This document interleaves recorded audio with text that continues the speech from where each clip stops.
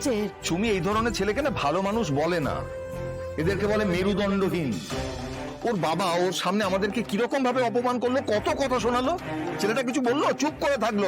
একবারও বলেনি যে বাবা তুমি ভুল করছো, এটা অন্যায় করছো, একবারও বলেনি। আর সে বড়দের মুখে মুখে কথা বলবে না। শোনো সুমি, অপু এখন মন দিয়ে চাকরিটাই করবে, ওর বিয়ের কথা তুমি পরে ভেবো। অদ্ভুত ব্যাপার তো, বিয়ের কথা পরে ভেবো। চাকরি বাকরি করে কেউ কোনোদিনও রাজরানী হতে পেরেছে? এই চাকরি করে রাজরানী হতে পারবি না রে মা, সেটা বিয়ে করেই সম্ভব। আর ভৈরবী মা যা যা বলেছেন আমি বিশ্বাস করি সত্যি হবে। ওই ঠাকুরমশাই কি বলছিলেন, কুষ্ঠিতে ওরকম লেখা আছে তুই রাজরানী হবি। আমি কি করতে চাই, কি হতে চাই সেটা আমি খুব ভালো করে জানি। আমার রাজরানী হওয়ার তো কোনো ইচ্ছেই নেই, বিশ্বাস কর। তোর ইচ্ছের উপর কিচ্ছু নির্ভর করছে না, এটাই তোর ভবিতব্য। তোর কপালে যা লেখা আছে তাই তো হবে। কেউ তো তোরা বাড়িতে থাকিস না সারাদিন, আমি থাকি। আমি জানি কতটা দম বন্ধ করা পরিবেশ এটা। আমার অর্ধেক জীবন এখানেই কেটে গেছে অপু। আমি চাই না তোর জীবনটা এইভাবে নষ্ট হোক।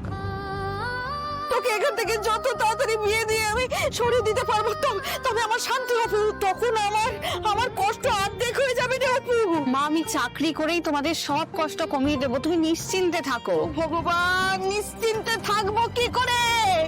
তোরা বাপ বেটিতে মিলে আমাকে নিশ্চিন্তে থাকতে দিচ্ছিস? যতদিন না তোর একটা ভালো সম্বন্ধ আসছে ততদিন কিচ্ছু হবে না। ভালো সম্বন্ধ হবে না।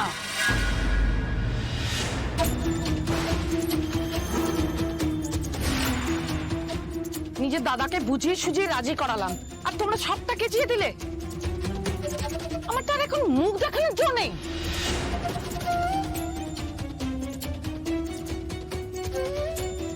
এই নাও তোমার সেলাইয়ের বাক্স। তোমাদের আমি নিজের বলে মনে করি, আর তোমরা কিনা এইভাবে আমার মাথায় হেড করালে। তোমাদের সাথে আর কোনো সম্পর্ক নেই। শোনো শোনো শেফালি, শোনো, এরকম করো না। আরে কি মুশকিল, তুমিও ভুল বুঝবে এরকম। তোমাদের সাথে কোনো কথা নেই। আর অপু, তোকে আমি রুমপার থেকে কোনো জায়গায় আলাদা করিনি কখনো। আর তুই, ছি ছি, তুই যদি আমার মেয়ে হতি না। নিজের মেয়ে হলে কি করতে শেফালি মাসি? ওরকম একটা ফ্যামিলিতে নিজের মেয়ের বিয়ে দিতে পারতে, যারা প্রথম দিনই আমার মা বাবাকে এতটা অপমান করে। সব থেকে বড় অপমানটা তো তোকে করেছে রে অপু। না, তুমি বলো শেফালি মাসি, এখানে আমার ভুলটা কোথায়? ভুল নেই, কিন্তু বাড়িতে না জানিয়ে কোথা থেকে চড়ে বেরিয়ে এলি, আর আমার দাদারা এসে বসে আছে তোর জন্য।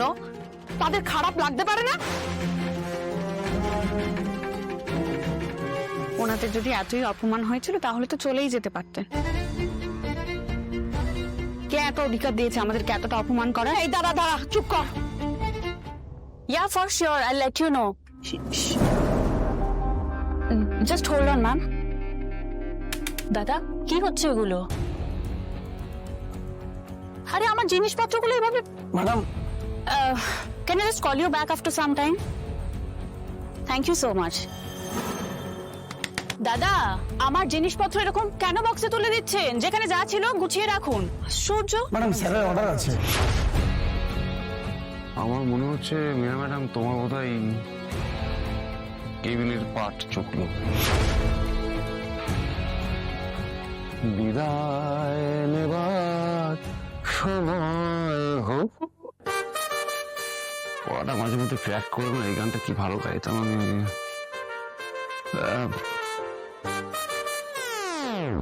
খুব শক্ট লাগছে তোমাকে।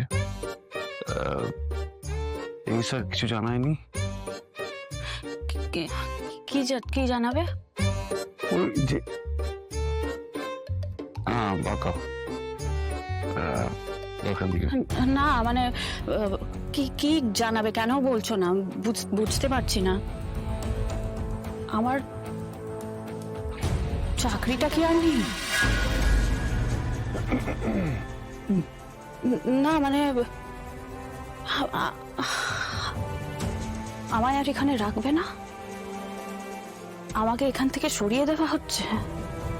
কিন্তু তুমি লেটারটা এখনো দাওনি। হ্যাঁ ম্যাডাম,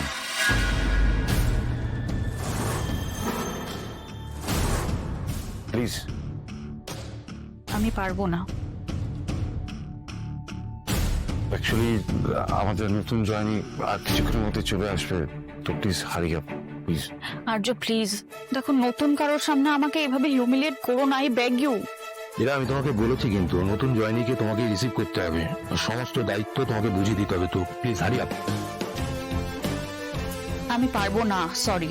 না ওয়ার্ডটা শুনতে আমি পছন্দ করি না, সেটা তুমি খুব ভালো করে জানো মীরা।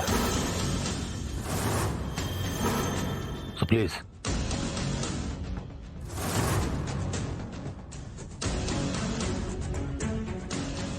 এটা তোমার টার্মিনেশন লেটার নয়, এই কেবিনে যে অ্যাপয়েন্ট হচ্ছে তার লেটার। কে? পড়ো না ম্যাডাম, পড়ো না, খোলো পড়ো।